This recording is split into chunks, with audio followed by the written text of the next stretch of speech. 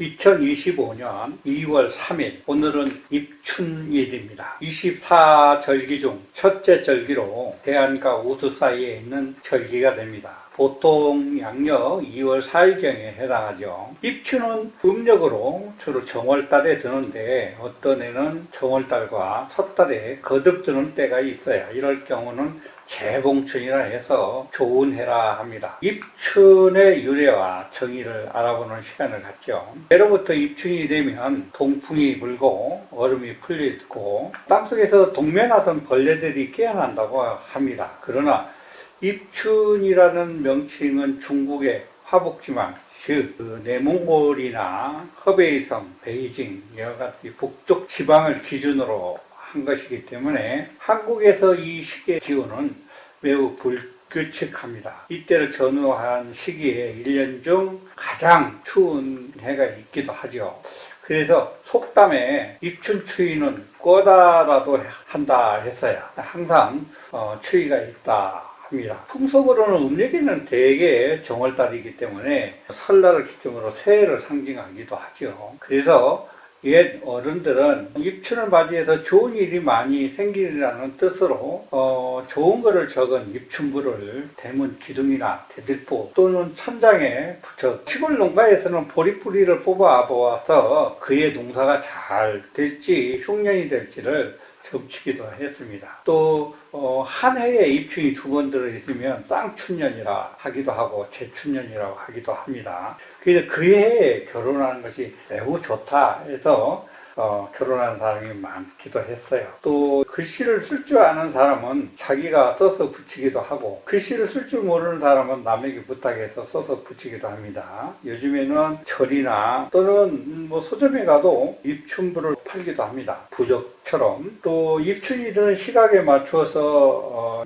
붙이면 매우 좋다 해서 한밤중에 붙이기도 합니다. 올해는 저녁 11시 그러니까 23시 10분 사이에 입춘 절기가 들어와요. 그렇지만 상중에 있는 집에서는 입춘불을 붙이지 않습니다. 입춘축을 쓰는 종이는 글자 수나 크기에 따라서 다르기도 하지만 대개 가로 15cm 또 내로 세로는 70cm 내로 한지를 두 개 마련해서 쓰는 것이 일반적입니다. 입춘 축물은 대개 입춘대길 건양다경 또는 계문만복내 소지황금출이라 이런 글을 많이 쓰기도 하지만 이외에도 좋은 내용을 쓰기도 합니다. 또 한지를 마름꼴로 세워서 용자와 용용자죠. 범호자, 호자를 크게 써서 대문에 양쪽 문에 붙이기도 합니다. 또 입춘날 입춘시에 입춘축을 붙이면 부담번 하는 것보다 낫다고 여겼어요. 또 전라북도 지방에서 입춘축을 출년이라 해서 입춘글을 붙이면 장님이 독경하는 것보다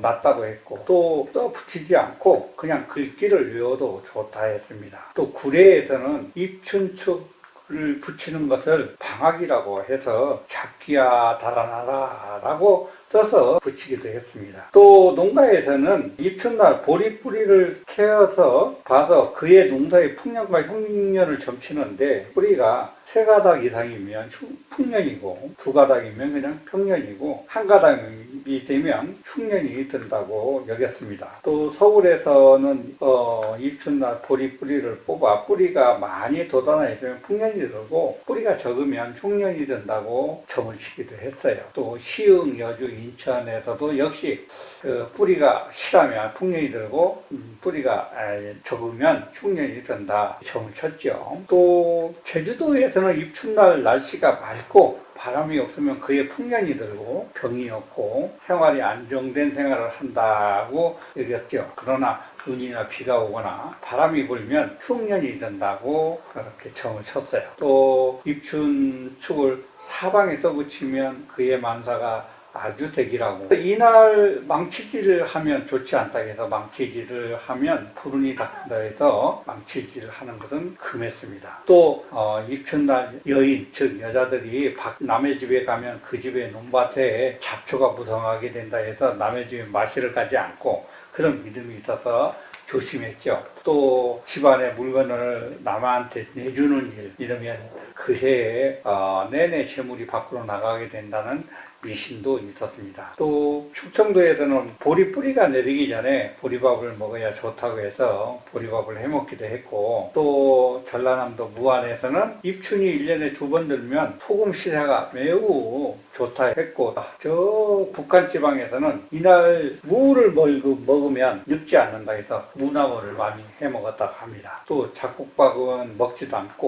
않고 이날은 오로지 흰쌀밥을 먹었다 해요. 입춘이 지나야 나이가 한 살 먹는다 해서 명태 순대를 해먹기도 했다 합니다. 궁중에서는 오신반이라 해서 5가지 자극성이 있는 나물로 만든 음식을 장만해서 임금에게 올렸다 합니다. 오신반은 겨자와 함께 무치는 생채 요리로서 음동을 지내는 동안 부족했던 신선한 채소의 맛을 보게 하기도 하죠. 또 이것을 본떠서 입춘날 눈 속에 돋아난 햇나물을 뜯어다가 나물로 해먹는 풍속도 있었죠. 이것을 춘반이라 해서 새생채라 했습니다. 또 파나 겨자, 당귀의 어린 싹으로 입춘채를 만들어서 이웃간에 나눠먹는 풍속도 있었다 합니다. 이렇게 입춘에 대해서 풍속이나 우리 조상들이 해왔던 그런 풍속들에 대해서 알아봤고, 입출은 사주명리학상으로도 해가 바뀌는 기점이 되죠.